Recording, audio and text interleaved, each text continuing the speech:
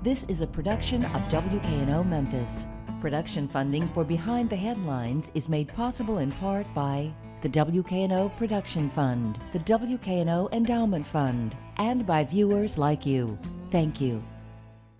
A discussion of the many plans for the Memphis riverfront tonight on Behind the Headlines.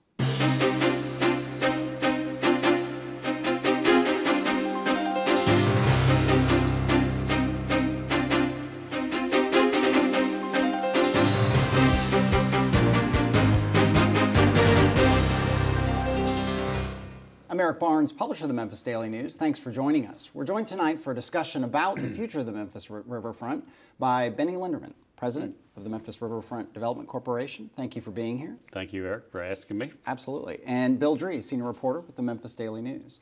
Let's start with a real simple question. What's the future of the riverfront as you see it? I think the future is great, as we've seen what's happened in the last few years. I mean, I think Memphis is embracing the riverfront. We see so much more activity there, you know, from what's on the water to the American Queen coming here to what's being built, and how I think people are embracing the fact that the river's where we came from, and it's absolutely imperative we reconnect downtown to the river.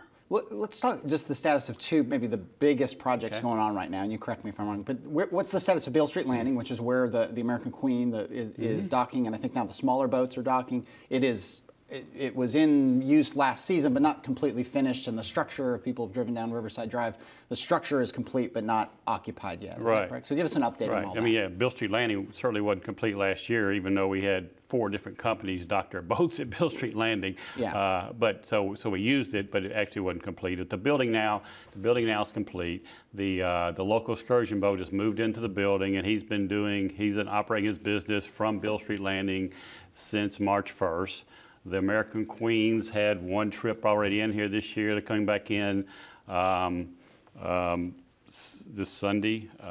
Assuming when this is aired, I'm not exactly sure. Yeah, but soon. But soon. But and we have and the Queen of Mississippi and others we have bookings going all the way through the year. Lots of them. So the larger boats are coming in. The dock is functioning and complete, and the building's open. The restaurant itself, they're starting to build out now. They're telling me they'll be open in April. I'm still hoping they are. I don't quite believe them, but but no offense, guys, if you're listening. Yeah. But the restaurant will be open here pretty soon, and they're hoping to have it open before Memphis in May, and then therefore, and then the rest of the park that's under construction, which is the park features, will be completed by the end of the year. We just recently have received a large grant from one of our board members and also from Plow Foundation, and so we're able to do a $1 million improvement enhancement to the play area of that park. Okay.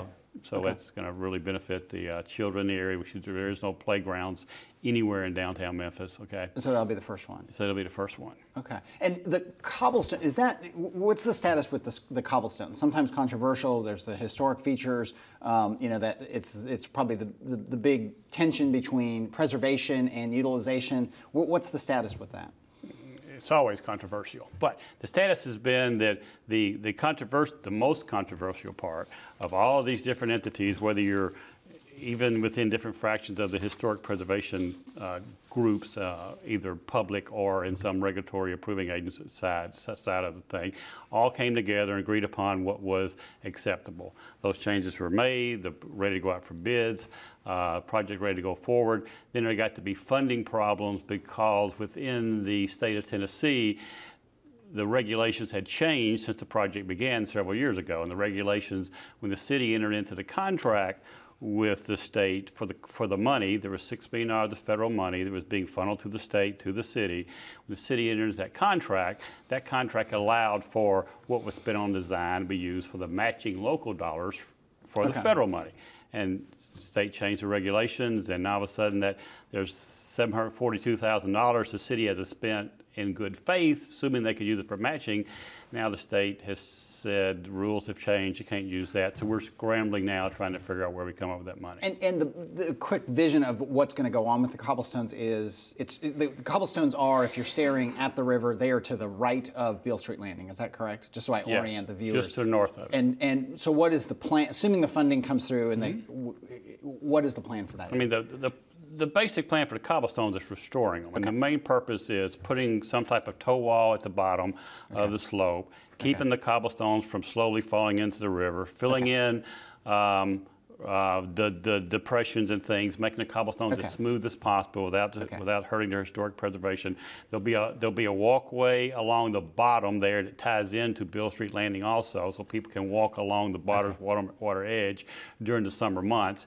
And there's basically two small sort of walkways that walk down to the cobbles from the Riverside Drive side. Okay. All right, Bill. Jeff Speck, who's an urban planner of some renown, was in town this past week. He reviewed, I think it was a total of 20 plans from the past, sets of renderings of different plans for riverfront development, and kind of gave his overview of what the riverfront needs to Mayor Wharton, as well as to a public audience of around 200 people.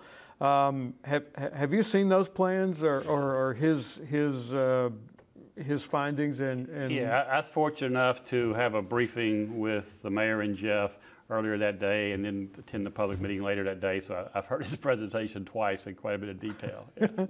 Yeah. He had talked about things like 2 traffic lanes, 1 in each direction on Riverside Drive, and bringing in bike lanes and on-street parking on Riverside Drive, and eliminating the parking lots that are now in Tom Lee Park.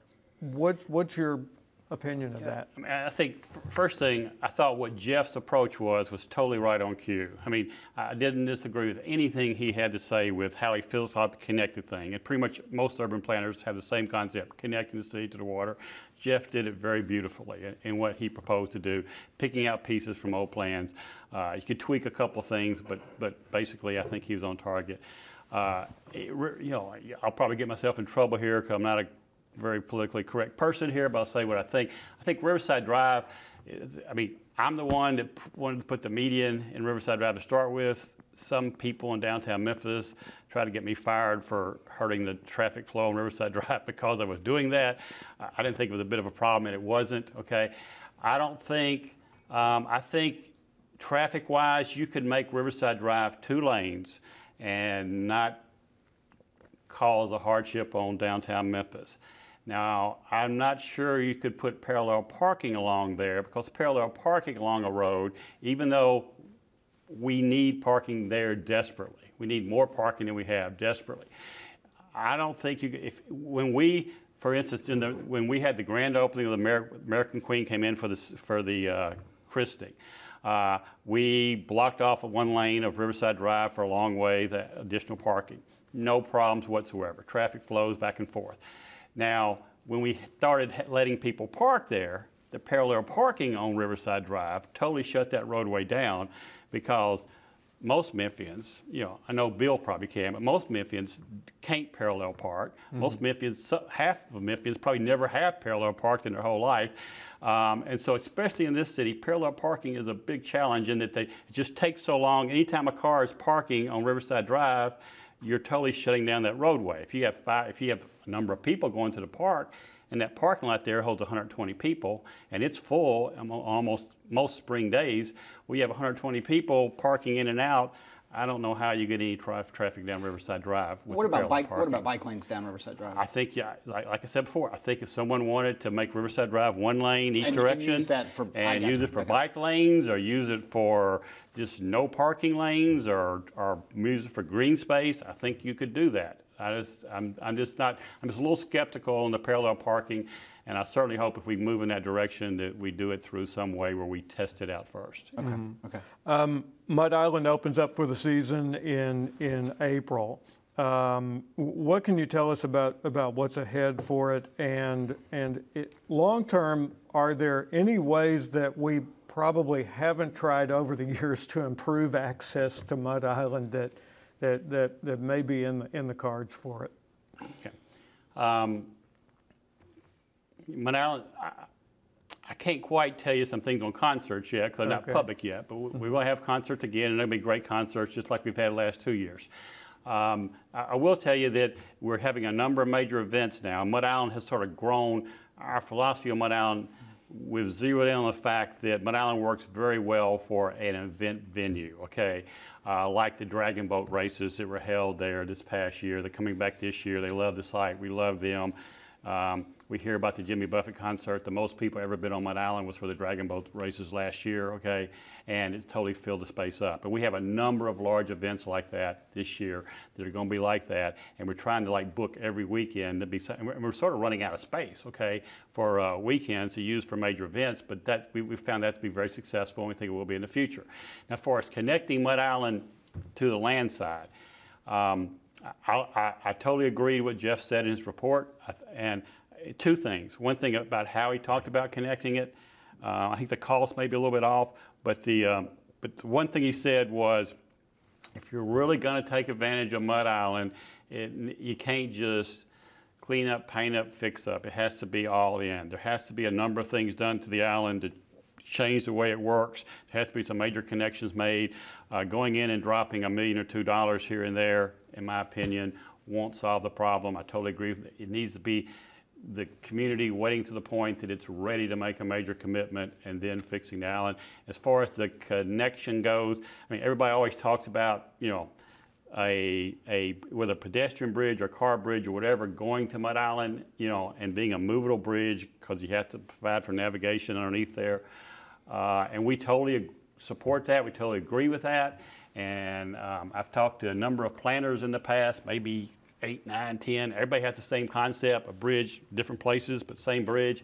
And everybody thinks they build that bridge for $5 to $10 million, and every time they go to an engineer looks at it, it's 30 million plus, okay? And so, you know, just store that in your mind. If you want a pedestrian bridge to Mud Island, it's $30 million. Now, we'd love to have one. We just don't think we can afford $30 million. And one thing that a number of people propose is a water taxi from basically the Beale Street Landing area to that tip of, that would be far less than, you know. Absolutely. We think it's a wonderful idea. That's why we went to the federal government. We have a grant to put a water taxi system that we hope is So you're in place. pursuing that right now? Absolutely. Yeah. And then on the north end of Mud Island, so if you were to go down to sort of the Harbortown area, where instead of taking a right, you take a left. People have talked for years about where the Memphis Belle used to be. I'm trying to orient the viewers here. That's an unimpressive, kind of aesthetically unappealing entrance to the Mud Island. There's been talks and plans and so on for that whole area. What's the status of planning on that end of the park?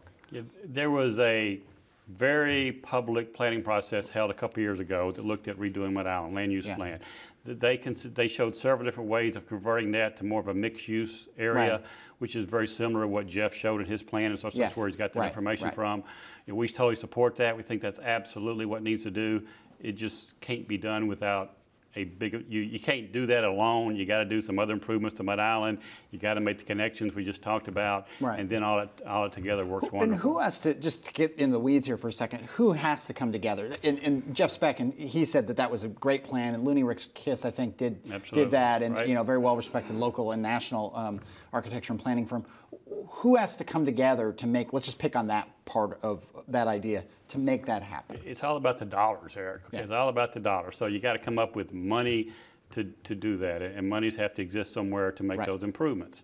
And just those public dollars? Those are public dollars. I mean, there's no one's going to commit private dollars to build. There's not room there for some sort of residential or commercial or retail or something that would, I mean, because you know that's always been the idea in, say, the areas of public housing have been redone. There's a certain amount of public money, and then they try to bring in a certain amount of private money. Absolutely, it all wouldn't be public money. It'd be a joint venture. It'd be a public-private partnership. I mean, I hate to use Bass Pro as an example because it's like a big 500-pound gorilla compared to this, but it's very similar to that, where there's public improvements made. There's a private developer coming in doing stuff. He's spending a whole lot of money. Some of his money is going off to pay for what the public investment is, and maybe it's paying on the front end, and maybe some of it's coming in over long term to help pay for that. And speaking of Mud Island and the events, and we talked about this some before the show, and you talked about bringing, you know, the concerts and then the events. I'll just put you on the spot. Does does Mud Island pay for itself at this point? Is it subsidized by the city? I mean, do those fees and event fees and the concerts and so on pay for its month to month, year to year operation? Mud Island has never paid for itself. Mud Island is basically a museum, or a big portion of the museum, as in many museum. I'm not sure of any museum in America almost that pays for itself. So yeah, it's subsidized with the same city dollars the city's been spending forever. Okay. Now, what's happened is, the amphitheater itself sort of was dormant, sort of when RDC took over a number of years ago, and it's generating revenue. So what's happened is, over time, basically, we're operating Mud Island River Park at what the city was spending on the park, or we're operating about $500,000 what the city was spending in 1999. Okay, and we did away with the mission fee, and we're doing programming, and we're bringing people over there, and so that's how that works. So the amphitheater has become a little bit of a revenue center to generate dollars to allow us to do other things. Okay, but when you talk about got to go all in to improve Mud Island, that's an expense over and above what Mud Island can do for itself. Absolutely. Okay. Bill. And we might point out that you had a plan, that there has been a plan in existence for quite some time for better land use on Mud Island as well, and tying the river park to the Green Walk in a more substantial way. Is this? Yeah, I mean, to be perfectly honest, we were and I had no idea what Jeff's plan was going to do. I had a conversation with him, but I had no idea what his recommendations were. But his recommendations, truthfully, pretty much validated 90% of the things that we sort of wanted to do. Not that, when I say, they may not necessarily be on the drawing board, because there's no funds to do that, but they're on our strategic planning board of the things that need to be done long term to solve our Memphis riverfront problems. What happens with Bass Pro's presence at the Pyramid to activity around the harbor area? Because something that I certainly didn't know until I started covering this project is they sell a lot of boats. They probably sell more boats than any other retailer in North America, according to some of the figures that I've seen. So their presence there, it seems as if, is going to animate the harbor even more. We certainly think, though, there's going to be some synergistic effects that Mud Island and Bass Pro can work together. We have here, I think, next weekend maybe, or 2 weekends from now, we have the Bass Pro sanctioned catfish tournament coming to Mud Island. It's been coming for several years. We think there'll be more of those type of events sanctioned in Mud Islands that take advantage of the water. We also think that their use of we think the boating opportunities there will grow a little bit. Again, the majority of, I'm on the river a whole lot, but the majority of the boats on the river are not the boats that Bass Pro is selling, and they're going to sell a large number of boats, continue to, and this store is going to do extremely well. But those people aren't going to really be taking them on the river. We think that the use of the water will be more us working with Bass Pro to, for instance, the water taxi system we're talking about doing. We think that's a benefit to both us and Bass Pro. People want to go to Bass Pro, and people at Bass Pro may want to go to Beale Street Landing or Mud Island, so we think that's a prime stop on the water taxi. Oh, really? So you'd go a 3-stop? Multiple stops. Multiple Harbor stops Town, that area. whatever happens later up in the uptown area. There would be. And I think Jeff's point was you need to have one dedicated going back and forth, so you know it's there, almost like the old. Boat on the rope deal. And we probably agree with that. But you also got to have another one that goes around, because truthfully, and the water taxi system would serve two purposes. One is it certainly serves people getting from place to place, okay? But more than that, if you're from Topeka or you're somewhere and you're coming to Memphis, you want to get down close to the water, and you want to get on the water, and maybe you take the Memphis riverboat ride and go out and do that, or maybe you don't have time to do that. So maybe you're taking the water taxi, and maybe you're not even getting off the water taxi. You're just getting on the water and having someone tell you about Memphis, why it makes the trip, almost like the Ducks did when they were here. Well, I'll tell you just a personal note. I grew up out in the Northwest, in the Seattle area, and they have a big ferry system that's really for commuters, but it's the cheapest tour of Puget Sound is you just get on the ferry and ride around and come back. You never get off, and so that's exactly what the water taxi system will function at too. Unfortunately, let's stick with Bass Pro for a second. One thing with the area where the concrete company Lone Star came down near the visitor center. Again, trying to orient the viewers here. There's a park down there which was called Jefferson Davis and is now Riverside. But there's some essentially non-park land down there that's going to be left. What Jeff Speck and his plan suggested that become mixed use, maybe some residential and some commercial space. Has RDC thought about what should happen to that space between the visitor center and Bass Pro? We don't have any disagreement with what Jeff showed his plan. Okay. And one area that I think has been a source of discussion and debate long before there was an RDC, long before there was a Mud Island River Park, is the use of the promenade. And of course that involves the heirs of some of the founders of the city, and we've had civic debates about this, I think, since any of us were alive, about the specific uses of that. Is that relationship always, do you think, going to be kind of tempestuous, or are you seeing any light at the end of the tunnel with resolving what the heirs want and what the city has wanted to do for some time on the promenade area? I mean, RDC hadn't spent any time talking anything about the promenade in the last 5 years or longer, probably. So, but I think if you see a light at the tunnel, at the end of the tunnel, it's a train. Yeah. But I mean, I think at some point in time, as the city continues to grow, there's going to be some issues resolved on what you do with that property. And I think no matter what you do, in my opinion, I think at some point in time there'll be a legal, kerfuffle. Did resolves the issue, and the city will decide what they want to do or don't do. But I mean, right now, to be perfectly honest, the economy is such that I wouldn't recommend anybody pursuing anything on there or even having much discussion there, because the timing's not right to do anything at this point anyway. Right. And there's still other opportunities, and Memphis, and it's Memphis, I think you're getting ready in the next 2 or 3 years see the whole dynamics of the riverfront changing. And when Bass Pro gets here and Beale Street Landing's here and these boats and these other boats that are going to come to Memphis that hadn't even been announced yet, okay, when all those things start happening and the cobblestones get cleaned up, and I think you're going to see a whole different, so all of a sudden the promenade area will look quite different to some people who see it as it is today and not what it could be. And I would certainly suggest anyway, don't rush any decisions on the promenade. Its day's not here yet. Its day will be here, and wait till everything evolves around it, and then everyone will see what it needs to be. So politically, how hard is it to be president of the Riverfront Development Corporation and seeing those kind of things that you believe are just around the corner, and other people who are saying, why is the riverfront such a priority when we've got other things going on? It sort of comes with the territory. When I was public works director, I fought very hard to get the bluff walk built, okay, and learned a lot of lessons.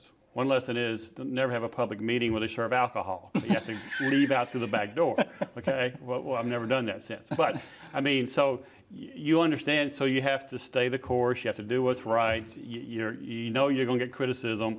You build the bluff walk. During that process, I lost several close friends. But after it's built, all of a sudden people see how it works. Everybody embraces it now. I don't think there's anybody who doesn't think the bluff walk is absolutely wonderful, But at the time, that wasn't the case. So, well, you actually had some people who camped out in magnolia trees as part of one the lady protest. chained herself to one of the magnolia trees because they didn't want the magnolia tree cut, okay? Well, fortunately, she was in one of the magnolia trees that wasn't going to be cut. So they just worked around her. She stayed up in the tree all day, okay? But the interesting thing now is that our biggest problem is people wanting to cut down those trees that we actually left up there, okay, because they block views.